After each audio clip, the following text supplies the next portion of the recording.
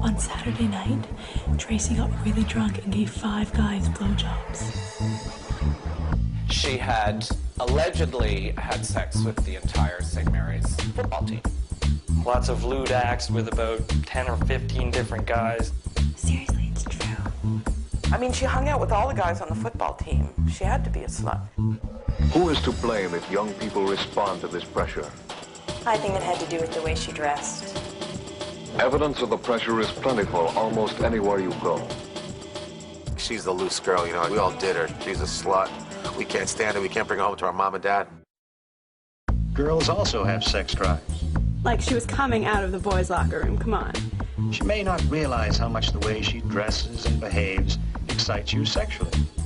The slut was the girl who stole my grade 7 boyfriend. What a slut.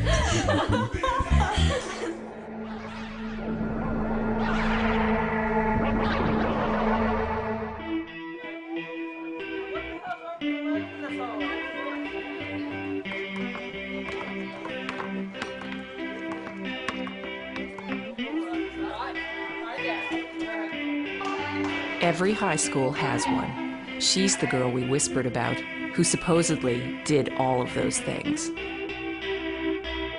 She was the one with the bad reputation, the one who was labeled the slut. She would go on to claim mythical status, and even after all of these years, we still remember her name. But where is she now? How would she remember high school? Hi, I'm calling to respond to your ad about the documentary on the myth of the teenage slut. Well, I myself wasn't a slut in high school, but a lot of people thought I was, which was kind of ironic considering the fact that I was still a virgin.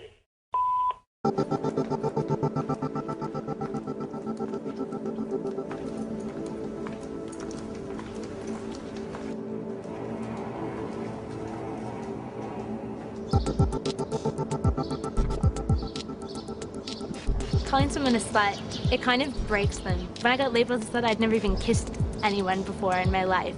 I hadn't even done anything. Sex was still really confusing to me. Like, I was 13 when I started getting rumors, like when people started telling rumors about me, and I didn't really understand it at all. It kind of went from me being innocent in the whole deal and kind of being like the victim of rumors to actually creating that persona in myself, and that's when things got really bad.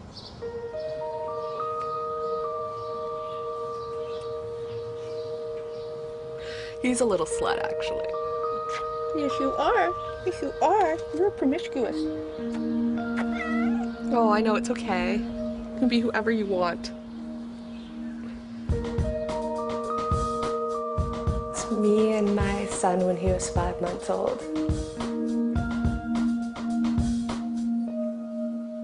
I went to a new school for grade 7, and they decided to pick on me.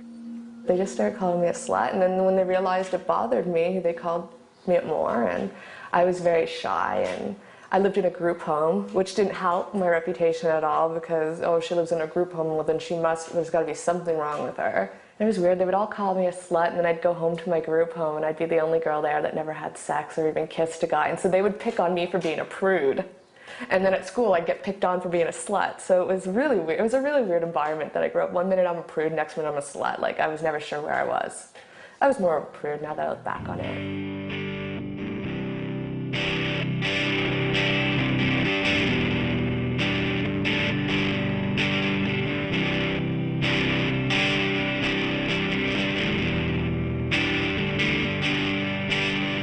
People looked at me like I was less than them, a lot less. I don't think anyone deserves to be called a slut.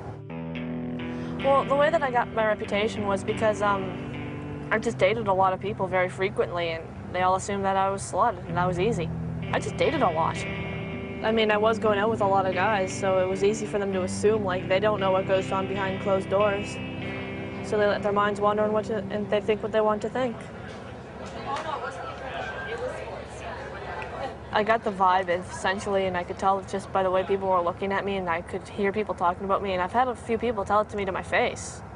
It was just basically a bunch of name-calling, and a lot of people stopped hanging out with me. It kind of made me feel worthless and, like, horrible. why bother with things like my marks weren't that great after I was being labeled this?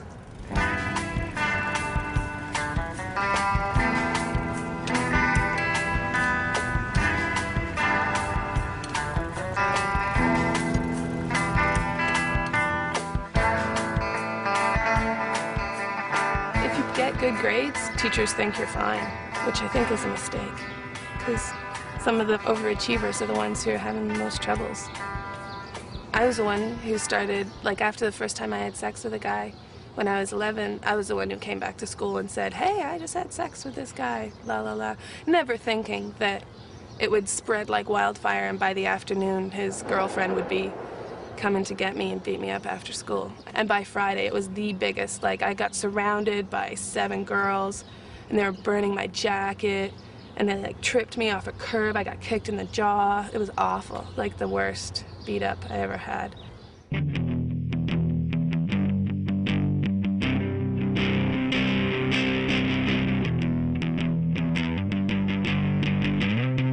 Dear Dan, I'm writing you this because I'm having a problem at school. Everyone keeps calling me a slut, but I haven't even kissed anyone yet. I hear mostly a lot from young people. You know, people whose genitals are just kicking into high gear are likelier to be confused and need advice and reach out for advice. So I hear from a lot of teenagers and younger. And, you know, I get letters from 13-year-olds, 12-year-olds that are wondering about things that I didn't wonder about till I was 28. Have you heard that Jeannie Talon did a teacher? No, seriously, it's true. The reality is, high school is horrifying and kids are cruel and hierarchies are going to emerge. It's horrifying. What can you do for the 14-year-old girl in her high school who's been labeled a slut? Nothing. That's part of the sort of torment of it. It's almost as if anything adults step in to try to do to make it better is only going to make it worse. When I was 14 years old, I became known as the school slut.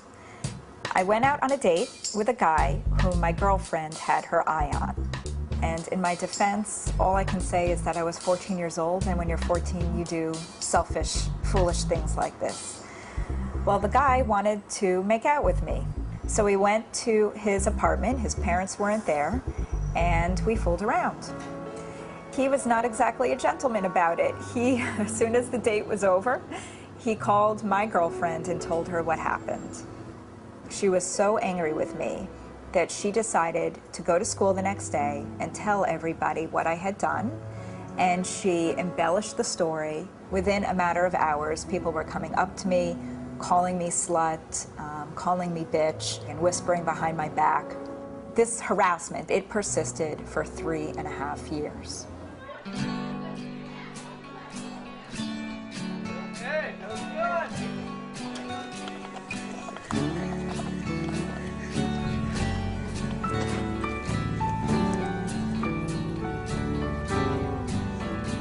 But I got the reputation without doing anything. Margaret is a slut. I was very lonely. I was always alone. Well, in the spring of 1940, my mother died, and that was when war was starting, and I had one brother. So once the summer holidays came, my father found an apartment in Kitsilano area of Vancouver. So that meant going to Kitsilano High School. Popularity. What is it people like one person and not another?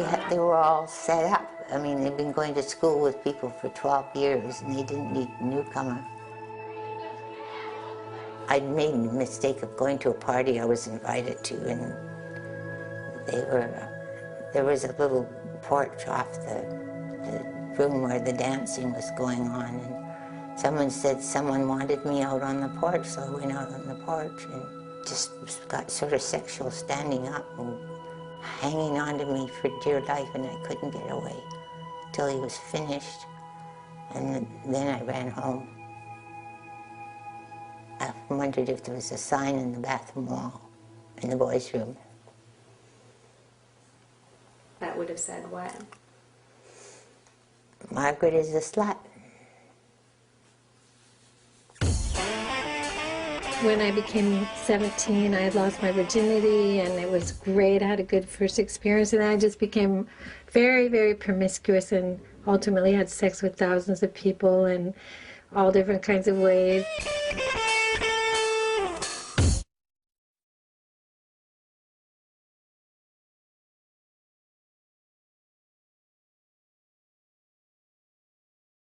I admired the bad girls in high school.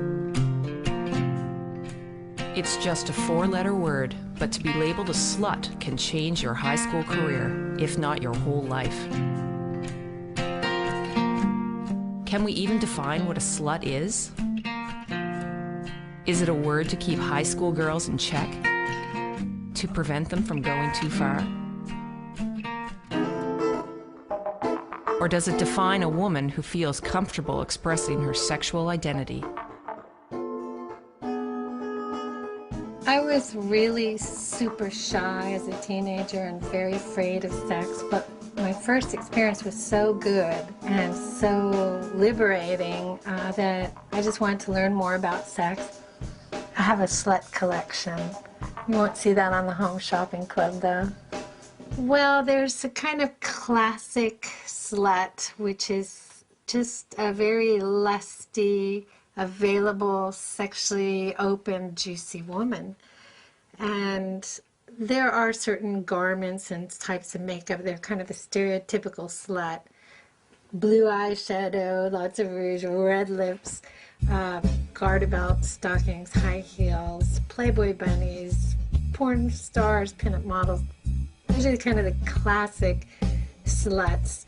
However, in some cases, you could just not be a virgin on your wedding night and you're considered a slut. I didn't know what a slut was. I knew it must be somebody that's sexually promiscuous, but I completely wasn't. And so I always thought it must be me. I must act a certain way. I must flirt with guys, and I don't even know it. I think it's like, I don't even know. If I were to make up a definition for slut, I wouldn't even know what to say, how to define it. Girls who either are very sexually active or they are perceived to be more sexually active than their peers are. So that could be a girl who has never had sex. She may never have even kissed a boy, but people think she's very sexually active. A girl who is just considered an outsider for whatever reason. It could be a girl who's new in school. She could be an early developer, somebody who gives off a sexual impression. So if, everybody else in school is still in their, A-cup bra, and there's one girl in 7th grade who's wearing a C-cup, God help her, because people are going to assume that she's sexually active. A girl who is really, really pretty is often a target of jealousy, by other girls especially, and it works.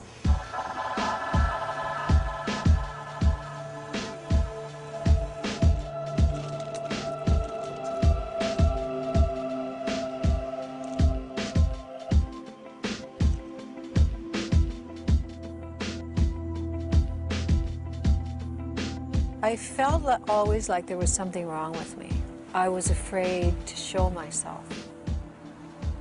My mom was very sort of sensuous and sexually expressive, and that's, she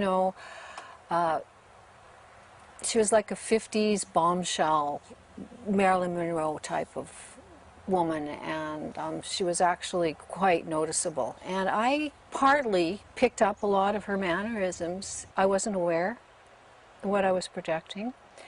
And I remember being at my locker and noticing some guys talking about me across the hall, and I walked down the hall and they said things behind my back. I felt very isolated. And that's one of the things that the dysfunctional way I continued on in my life was to feel this isolation. The most disturbing of all is a girl who's been raped or who has been involved in a sexually coercive encounter, and those stories are really, really heartbreaking. I was sexually attractive at a fairly young age. My body was the focus of attack and stigmatization. When I was 11 years of age, I was sexually assaulted, and I was sexually assaulted by a boy who was quite a bit older than me, and it was a horrible experience. This was a guy whose mother drove me to church on Sundays. He asked me if I wanted to go for a bike ride with him, and I was kind of excited and delighted, and then he assaulted me. And then when it was over, he said, "Michelle, I didn't know you were that kind of girl." Sometime later, I would say probably about a year later, with my girlfriend, I found that underneath this huge bridge that we were canoeing, and we got out of the canoe and spent some time under this bridge with these big rocks and boulders, I found graffiti about myself, she and I found, that said, "For good fuck, call Michelle Dora," my phone number. I wanted to die. That's how bad it was. We did it. And this is also from the 30s. My goodness. And this one's supposed to be like this. And then you can wear it a variety of ways. You can wear it like this. I like to wear my hands off to the side like this. I got my reputation because I was a slut. Sex was nothing to me. It was something to do. It was a way to, get what you wanted. If it were attention, good or bad, if it were later on gas in your car, if it were weed in your pipe, ride to the beach, whatever. It was 5 minutes out of my day. It started because I'd been having sex since I was a little kid, unbeknownst to me, from someone in my family. And I figured out really early that if I was going to have to do that anyways, I might as well do it and get something for it. And I figured out, obviously, early on that this is what men wanted. And this is what people did. And quid pro quo, this is how you got something, be it out of the situation I were in, or more money, or whatever. That's how it started. I have no shame about it. Not one fucking ounce of shame. The only shame I have is that I fell into being this type of person because of how I grew up. That's my only smidgen of shame. And again, it's not my fault, what happened to me and how I turned out and whatever else, so. Everyone was screwing, but I was the only one that admitted it.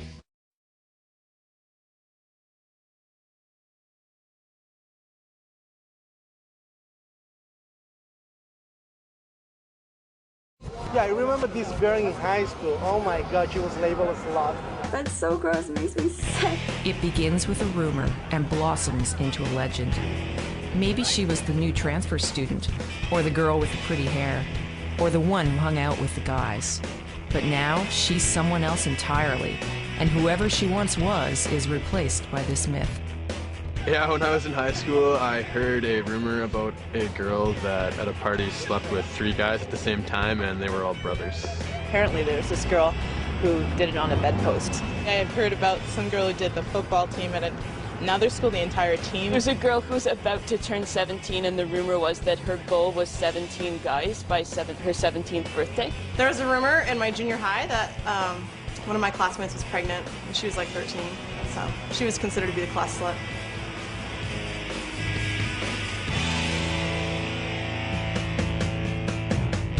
There were definitely girls I interviewed who were promiscuous, and there were girls I interviewed who were virgins. The one thing they all had in common was that they'd never done exactly what everybody said they did, so that the stories were lived separately from the sexual realities of these girls' lives. The rumors were very, very similar across time and across geography, so that I talked to like a 14-year-old girl and a 50-year-old woman who had both been the object of like the exact same rumor. She gives blowjobs for cigarettes was the rumor. This whole football team thing. Well, by like the 5th interview, we were like, has this ever happened except in a porno movie? Because all of them were saying, I didn't do it.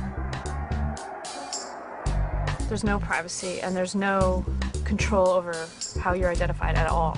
Because it's not just like a social ostracism, like you're a freak, it's sexual, so it's about your body, it's about what you were doing that's wrong with your body. It was just basically a bunch of name calling, and a lot of people stopped hanging out with me.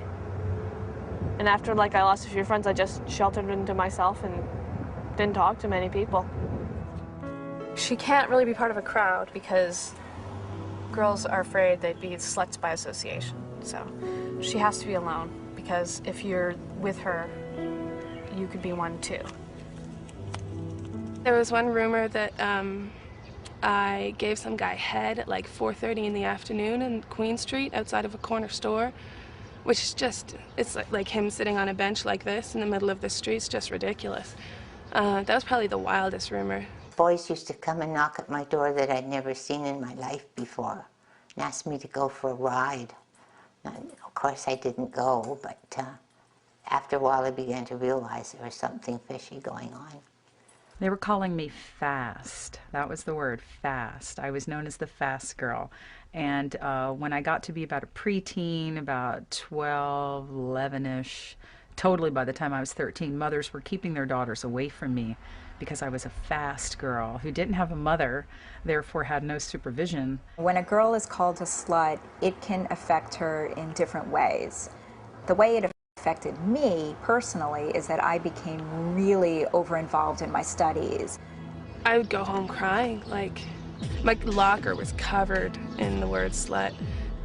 I think I just tried to make it through, you know? Like I just tried to, because you gotta, that's the toughest thing about school, you gotta go every day. You can't really get out of it.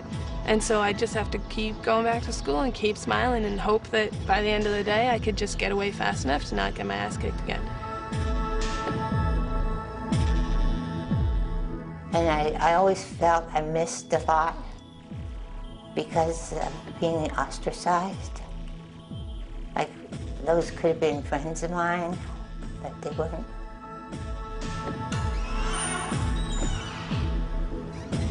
Some girls become very sexually active. They may not have been sexually active before they were called a slut, but in response to being thought of as sexually active, they kind of go overboard. I was clearly staying out all night. I was doing what I wanted. I was coming over to friends' homes and having sex with their brothers, having sex with their brothers' friends, flirting with their fathers, just being really inappropriate, but not realizing it because even though you're sexualized at an early age, it doesn't mean you're mentally ready for what goes with it. So I was behaving in a way that, looking back as a 45-year-old woman, I see was clearly a scream for help. And nobody ever helped me. I had no idea that I was raped when I was young. Like, to me, it was just I was pressured, and I didn't understand what date rape was. And when people explained it to me, I was kind of like, well, that's silly. Like, I think I just lost the rest, like what was left of my self-esteem, and just didn't think I was worth anything more than that, because it got to a point where that was all, like, that's what I expected from everyone that I knew and everyone that I met, was that they were going to look at me as in a certain way. Probably the most disturbing thing about it was that I didn't feel I could talk to anybody. I didn't feel safe. I'm amazed that nobody picked up on it, my school teachers, my counselor, whatever. I literally cried, I mean, tears coming down my cheeks in school, in class, and yet not a single teacher or administrator gave me a helping hand or tried to have any understanding of what was going on. In fact, the opposite occurred. One faculty member pulled me into her office and told me that my crying was disruptive to the other students and disruptive to the teachers, and that I had to stop, otherwise I was going to be forced out of the school. It made it very hard to be in school, like to be present, to think, to learn. I ended up dropping out of school. I hated school. I hated it. I dropped out of school? Yeah, that's how it stopped. I had nothing to lose. I'd go up and punch you in the face because I had nothing to lose. I had, you know, really no parents or whatever, and you know what I mean? When you don't have any fear of repercussions, what's the fear of going up and knocking someone out? None. I literally fought back and used violence. One guy just called me a slut one day. I let him walk ahead of me, and I decided to punch him in the lower spine. Someone calls me a slut, I'll tell them to screw off. We think of high school and adolescence as a time when the self is forming. That's the point where you're becoming who you are and you're figuring out where you fit in and all that stuff. So how does that happen when your identity belongs to the crowd? When your identity does not belong to you at any level, there's no door you can close beyond which they are not imagining what's going on. None of the girls deserve to be ostracized for whatever they want to do with a guy, for one thing. She got totally trashed. Look, she's such a hoe. It's totally true. Often I would get the question, well, the women want this, or they bring this on themselves, don't they? Maybe she does bring it on herself. I mean, yeah, maybe some of these girls I talked to were exhibitionists. But then why did they go from sort of reveling in their selves and their exhibitionism to being punished? She's such a slut. I mean, she'd do it with anyone. Why do we want it so much? Why do we bring it on? You know, why did the people who are outside of All her those football guys. want to create her? Oh my God, you're not going to believe what just happened. It's like a dream the crowd is having about the girl.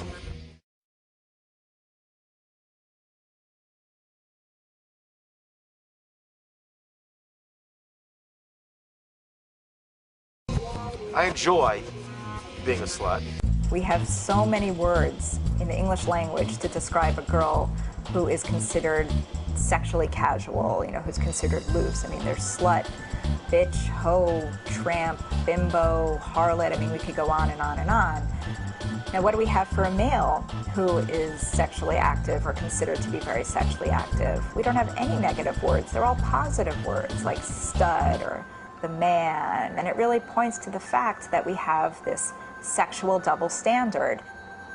You know, boys will be boys, but girls will be sluts. The biggest drawback of being a slut and being a porn star is that it's hard to have real strong relationships sometimes. And it's nice to have that in your life, an emotional relationship.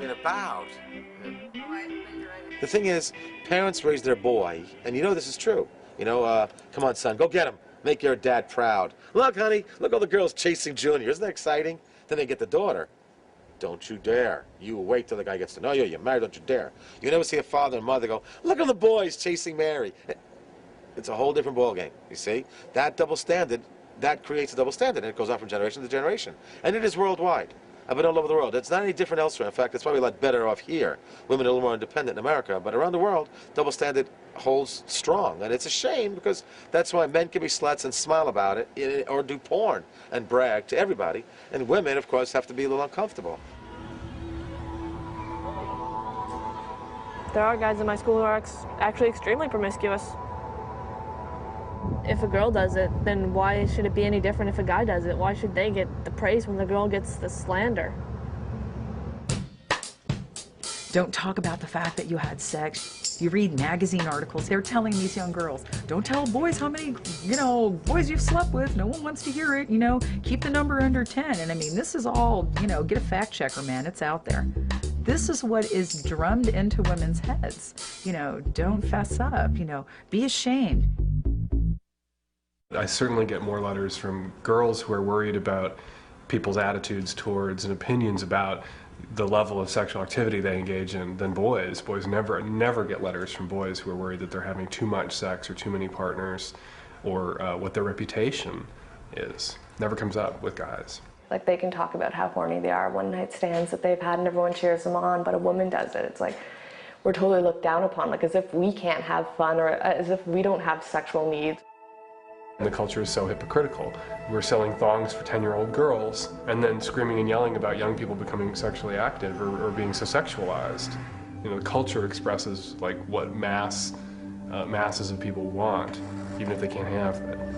And I think that's a cultural expression of it. It's also a way of communicating to young women that they're going to be objects all their lives, or their most important role is to be an object. You know, it's deeply hypocritical of the culture to sort of elevate the body of the adolescent as the sexual ideal and then terrorize young people for being sex objects, or people regarding younger people as sex objects. Look at the way the kids dress, blah, blah, blah, they're asking for it. You're asking to be desired, and therefore you're asking to be destroyed.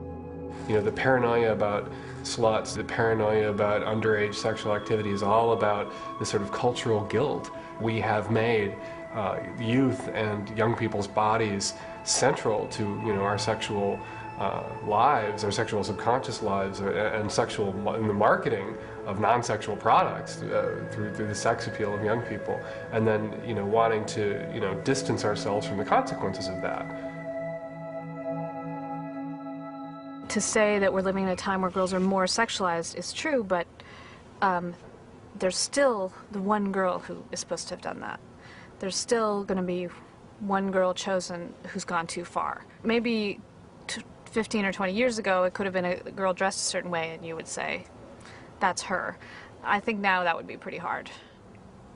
And it's so much about not really knowing what sex is, and so needing a story to tell about sex, and needing to tell almost like a monster, make a tale of a monster of sex, so that, she's there sort of warning you beyond the place beyond which you shouldn't go, just like, the monsters in myths.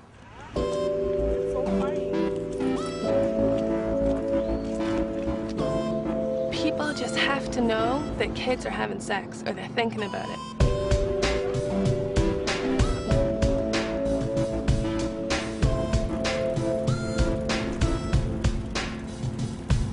I count my blessings all the time because that I never got an STD, I never got sick, I never did anything, because I put myself in dangerous situations all the time. One of the ways to enjoy a sexual relationship is to have safe sex, and it's to not do it because you feel like you should or you have to, or because you have to live up to a reputation. I always compare sex education to a driver's ed class where they teach you how the internal combustion engine works, but they don't teach you how to drive. What we call sex education is this thing that is basically reproductive biology. Fallopian tubes and zygotes and spermatozoa and stuff that nobody thinks about or wants to think about when they're having sex. Nobody who is horny is thinking, I'm going to go make a zygote. What we should be teaching in sex ed is what virtuous sexual activity looks like, which is not necessarily missionary position, matrimonial, wait. It is how you respect your partner and how you find a partner and how you negotiate a safe, responsible way to have the kind of sex that you want to have, not the kind of sex that the Pope wants you to have necessarily. You get to decide what kind of sex that you want to have. How do you get laid? And how do you negotiate sex? And how do you know when you're ready or not? But discussing when you know when you're ready or not might put it in your head that you're ready.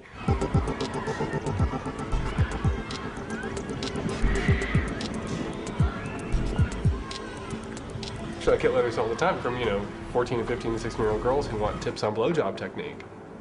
And what do you tell them? I ask them if they're sure they want to be given blowjobs at 14. I'm a little conservative, I guess, in some ways. But then I give them the tips, That's what you should do with young people. You should give them the information that they ask for, and you should give them a reality check to make sure that they wonder and examine why they're doing what they're doing, and if it's really what they want to be doing.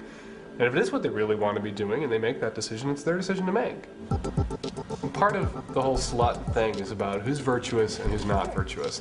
And if we can get away from the idea that if you're sexually active, you are by definition not virtuous, we can find a big chink in the armor of the whole slut thing and the damage that it does. I always thought that the only girls that could be sluts were the ones with the big tits.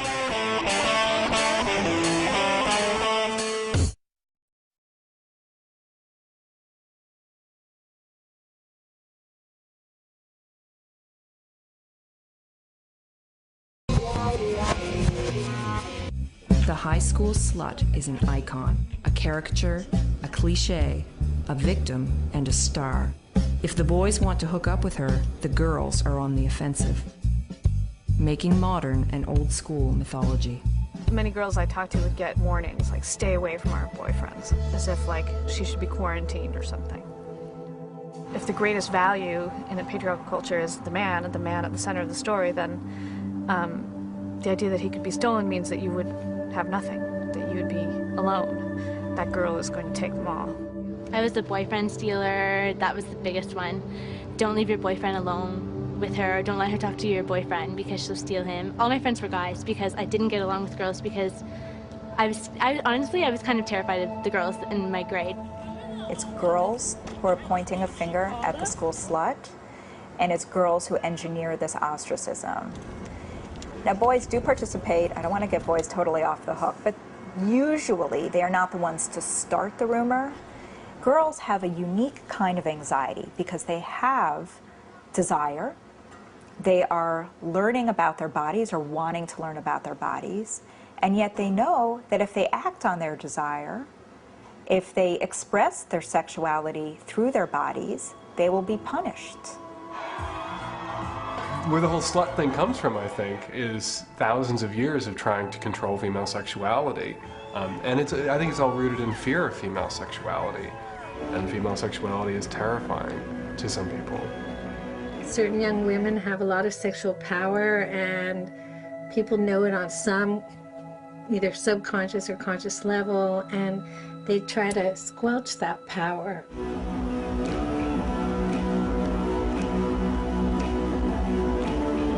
They may be stuck with this label in their classes during the day, but at night they can go out in the city and form their own tribe of other sluts and rejects and weirdos and goths and freaks and fags.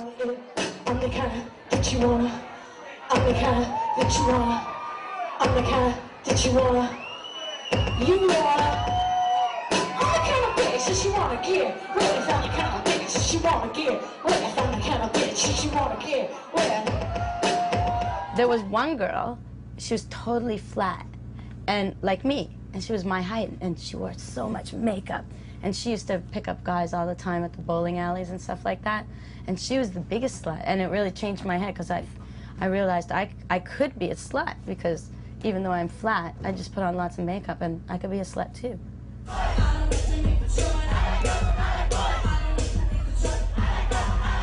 Themes in my music are just like, let's stop beating around the bush and actually say directly what we want about sex and just about what people say every day, you know, because it's just such a sham the way that, you know, the bad girl image in pop music just, you know, skirts around the issue, you know, and they're just not direct. Only, you know, like rappers say it how it is, and it's just like, I want to say it how it is.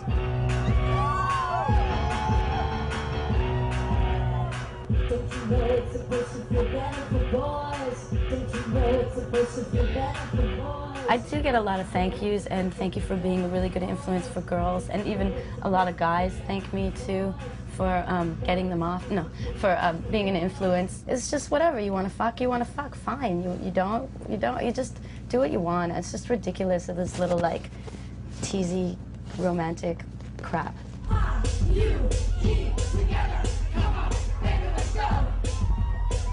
Girls are like writing the word slut on their arms and screaming it in rock shows and saying, you know, sure, I'm a slut. Why is it any of your business? People try and reclaim it now by using bitch and slut, you know. Like I even have a song, you know, I'm the kind of bitch. So, just trying to take it back. If you called me a slut, I would say, thank you so much. You slut, you. It's a kind of compliment because it means you're just like sexy. You like sex and you're open to adventure. This party is the more popular of the two fetish parties. People always go, there goes trouble. How did they see me? So I thought I would capitalize on that. And then I have like this saucy little minx necklace. And then I put some velvet on it. I had this old skirt because I like to make crazy like little fetish skirts to wear with corsets. And then you don't have to wear a lot of makeup. That's what's good about a veil. You'd be like all fucking ugly and hungover and shit, and no one knows. Because it's just spotty. I think I got smallpox. If you want to label me with something society has made into this bad word, have at it. Call me a cunt. I don't care. I don't care. Just don't call me a Christian. That's what an old high school whore looks like. The word slut made my skin crawl when I was in junior high, definitely. It just turned me off. And since then, I've definitely taken it back. It only really works if we're all in agreement with each other that this is ironic, you know, and that we're playing around. And my fear is that so many people aren't in on the joke. The word slut has, you know, very clear and negative meaning. No, I don't think it can be reclaimed, and I wouldn't want to.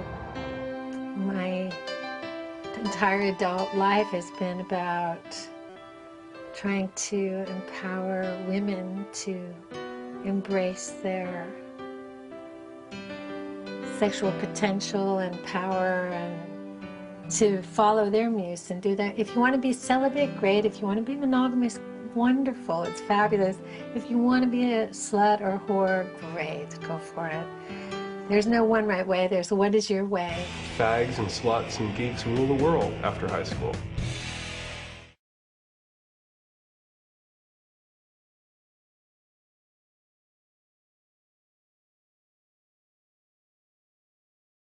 She has blowjobs for cigarettes. The myth of the high school slut continues, passed through generations.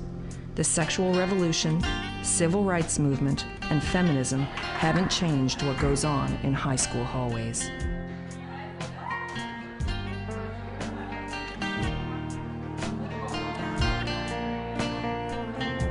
I mean, I just think teenagers are a great mystery to adults, and sometimes when you're confronted with a mystery, you just come up with a bunch of platitudes and come on, everything will be okay, it's not that serious. Adults don't intervene. Get into the story with them and say, what did you hear? And expose it for its cartoonish quality. Because that's where the story lives, that's where it still excites kids. The one piece of advice I gave a slut that I heard years later from that very slut, girl who'd been labeled slut, that was useful was to say so what to people who like got in her face about sleeping with the football team. To say, yeah, I slept with all of them, including your boyfriend. Pretend it's true and make it worse. Pretend that you've done everything. You slept with everybody. It sort of obliterates the power of these other people to make up stories about you that are worse than the ones you've made up about yourself. It's the labelers who say slut who have the problem, not the girl. But try telling the girl that. Sexy is, it's something we all aspire to be, is sexy, and to have a good sex life. And if we think someone else is, and we're not especially, then we want to put them down and sneer at them, and then we get to feel better than them, even though we want to be like them. It really has impacted how I feel about sex as a whole and about how my sexual experiences now. It's really impacted it. Like, it's very hard for me to get intimate with someone and not feel dirty after and not feel like I've done something wrong. Like, I still to this day feel like I owe an apology for getting involved with someone. Definitely, I'm still have that fear that, if I talk to a guy, people are going to assume that I'm flirting with them and that I'm trying to make the moves on him. So I'm really sensitive about that. And it's hard for me to open up sexually with men that I'm in with a relationship with. It was an aspect of one of millions of experiences of my life. It had a huge part to play in the work that I've done, the life that I've lived, the choices that I've made, but it is not who I am. I am not the shame. I am not the humiliation. Going away to college was the greatest thing because I went to a much larger school in a different state and nobody knew anything about my reputation, and I could start over and I could escape the whole slut rap. It was a great thing. I mean, I guess there's a few ways you can go with it, but what I did with it was made it so that I never made anybody feel that awful, ever in my life, if I can help it.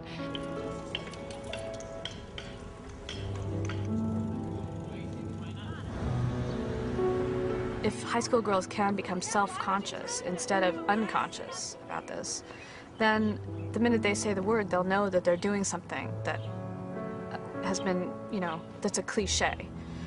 Actually, not too long ago, there was a friend at the beginning of the school year who was called a slut, and I stepped in every now and then if I heard them talking about it and told them to screw off, and I helped her through it and tried to encourage her about it and say, don't worry, it's not that bad, it will pass. Deep inside us, we all have a little part of us that wants to be a Barbie doll or a Playboy bunny or a pinup model or Marilyn Monroe. We all have that little bit, and some of us have it a lot and live that out. High school it feels like an eternal hell, and people need to be reminded it's not. Gay boys in high school need to be reminded it's not. Sluts in high school need to be reminded it's not. Geeks in high school. The unpopular picked-on kid needs to be reminded that it's not forever. And the fags and sluts and geeks rule the world after high school. We get our revenge.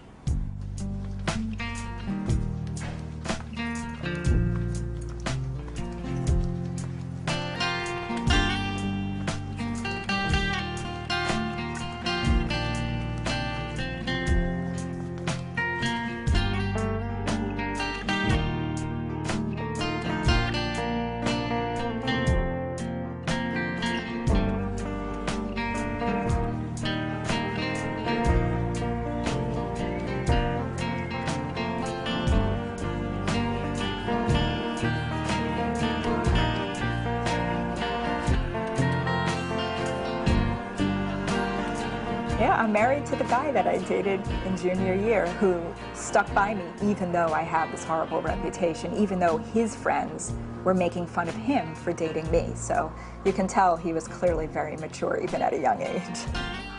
I was 24 before I got married, and 3 months after that I was still a virgin.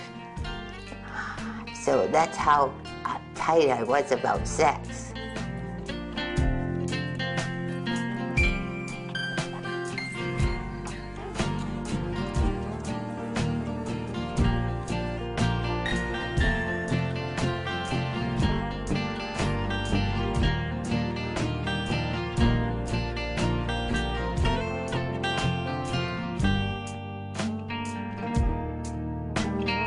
I quit thinking about it in my 20s. It was gone. It was over. It was part of my life, you know. Time to move on.